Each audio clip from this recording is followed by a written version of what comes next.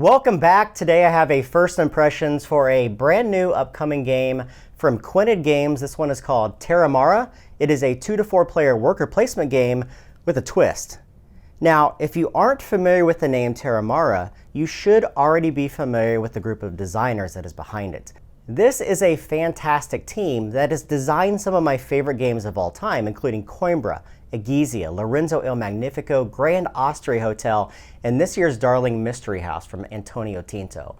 This takes place in 1500 BC in northern Italy between the Alps and the River Po. You're a chieftain who's trying to develop your clan and become the strongest. In order to do so, you're going to be sending your explorers out to various different worker placement spots, taking those actions, and then using that economy to build up your clan. Now, before I get into my first impression of the game, I will note that this is a prototype version of Terramara. It won't influence at all my description of the game to you. However, some of the components may change slightly between now and the production of the game for Essen.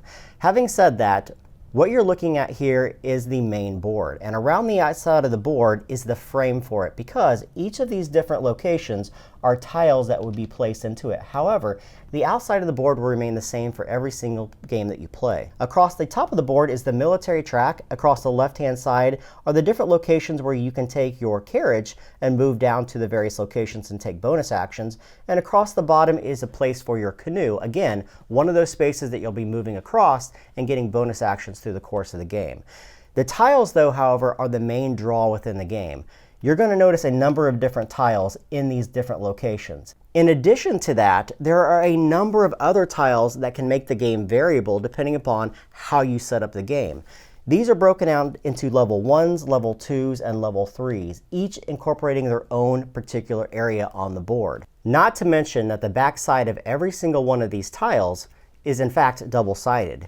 At the end of every single one of the rounds, these tiles will flip over to the reverse side, providing new spots that players can go to, which is the real draw within this game. To start the game, each player is going to be given one of these character cards. On one side you have an adolescent, and on the other side you have the adult version of that character.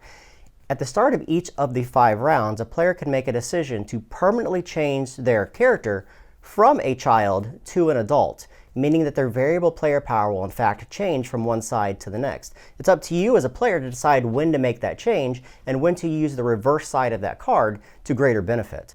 A player's turn is going to consist of taking either their single chieftain or one of their X number of explorers and placing them on one of the worker placement spots on the board.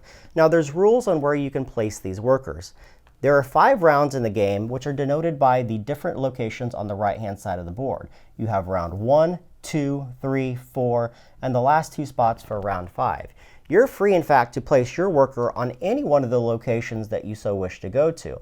However, at the end of each of the individual rounds, you're only getting the workers back whose tiles flip over to their other side. So at the end of round 1, only these 2 tiles that you see here will flip to the reverse side, bringing those workers and anything above it back to your supply.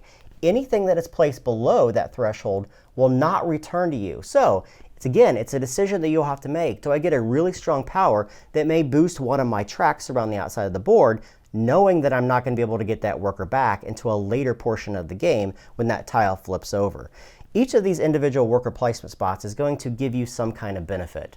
The majority of them are going to give you resources, which come in unrefined and refined versions. One side is gray with a circle, and the other side has a square around it with a beige background that's going to show that that material is refined.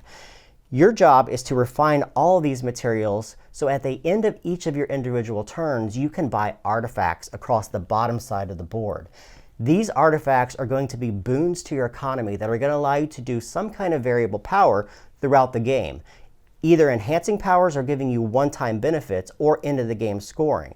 Now, your ability to buy these cards is directly correlated to your positioning of your canoe. So all these are unavailable to the blue player unless he moves up along this river, making more cards available to him.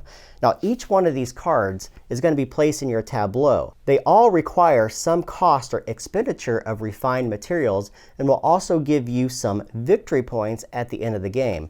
A majority of them, as I said, will give you instant one-time benefits and also long-lasting abilities that you'll be able to use throughout the game. Two other aspects of the game that you need to be aware of are the carriage track along the left-hand side of the board and then the military track across the top.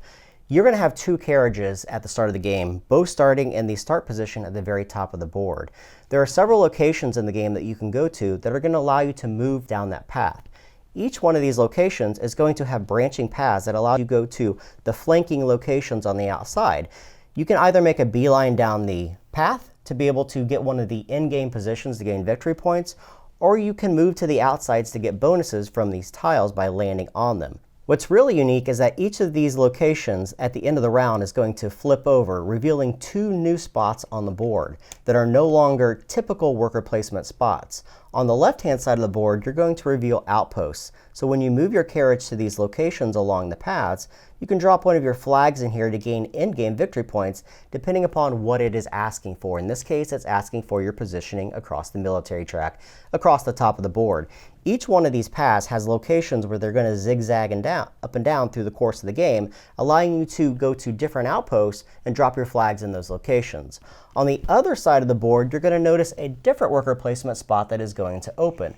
These are very, very valuable worker placement spots that are going to give you a lot of different materials. However, your carriages are going to both have to be at that same parallel, meaning that in order to go to this worker placement spot with one of your explorers, you're going to have both of your carriages down at that area. If only one of them is there, you can't interact with that particular spot. Finally, across the top of the board is the military track. Now, in order to explain this portion of the game, I need to explain a little bit more about the worker placement spots on the board itself. What's unique about this game is that each of these worker placement spots on the board can only be occupied by two tokens at the same time, and they have to be from two different players. Now, the Chieftain works a little bit different, so I'll explain him first. If a Chieftain goes to a location, he locks down that location, and no one else can follow him. However, if an explorer goes to a particular location, another player at the table can also send his explorer to that same location, with the caveat that his military across the top of the board has to be greater than the opponent that is currently occupying that spot. If it is, he also has to move his military down one space. Again, there are several locations that are going to allow you to move your carriages, to move your military, and to move your canoe down to each of these locations.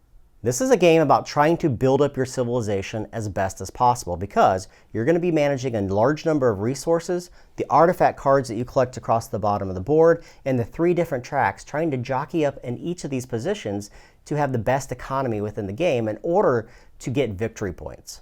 Now, there are a number of different things going for this game, the first of which being the variability of the setup itself.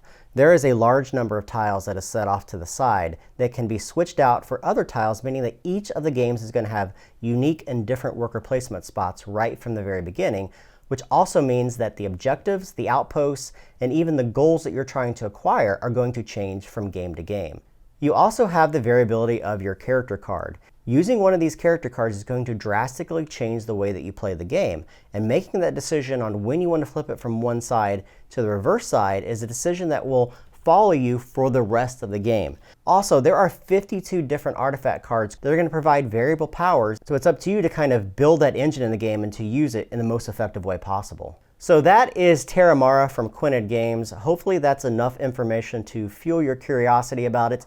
If you have any questions, make them in the comments below. Subscribe to us, follow us on Twitter, like us on Facebook, and everything else that we do.